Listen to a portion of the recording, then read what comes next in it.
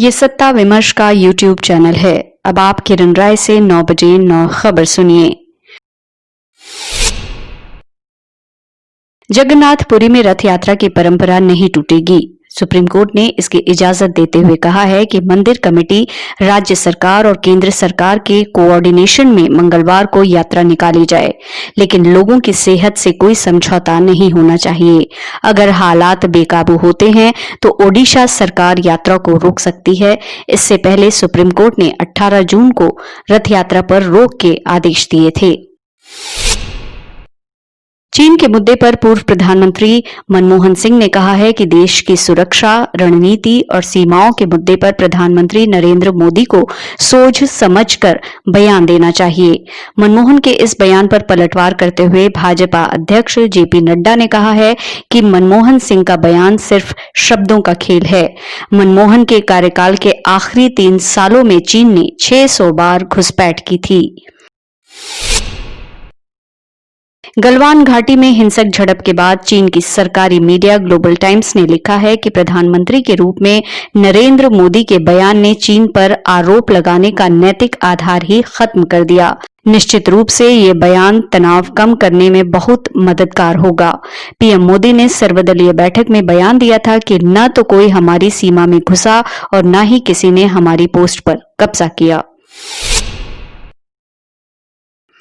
भारत नेपाल के बीच सीमा विवाद से बिहार को भारी नुकसान होने वाला है। बिहार के जल संसाधन मंत्री का कहना है कि गंडक बैराज के 36 द्वार हैं, जिनमें 18 नेपाल में हैं।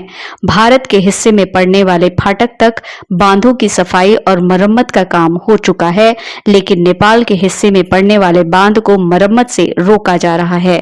ऐसा पहली बार हो रहा है और इस कारण बिहार में बाढ़ का खतरा गहरा सकता है। भारत और चीन में सीमा विवाद के बीच रक्षा मंत्री राजनाथ सिंह 3 दिन के दौरे पर रूस रवाना हुए हैं।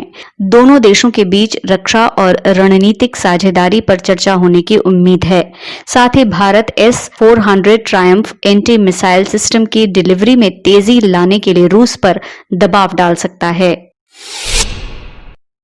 देश में सोमवार को कोविड-19 के 14,821 मामले सामने आने के बाद कोरोना के कुल संक्रमित मामलों की संख्या 4,25,000 को पार कर गई है। सोमवार सुबह तक बीते 24 घंटे के दौरान कुल 445 लोगों की मौत होने के साथ मृतकों की संख्या 13,699 हो गई है। दुनिया भर में 4,68,000 से अधिक की जान जा चुकी है।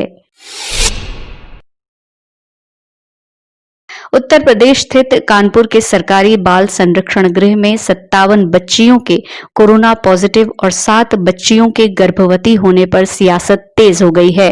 कांग्रेस महासचिव प्रियंका गांधी और पूर्व मुख्यमंत्री अखिलेश यादव ने इस मुद्दे पर योगी सरकार को घेरा है। राज्य महिला आयोग ने भी कानपुर के डीएम से इस पर जवाब मांगा है।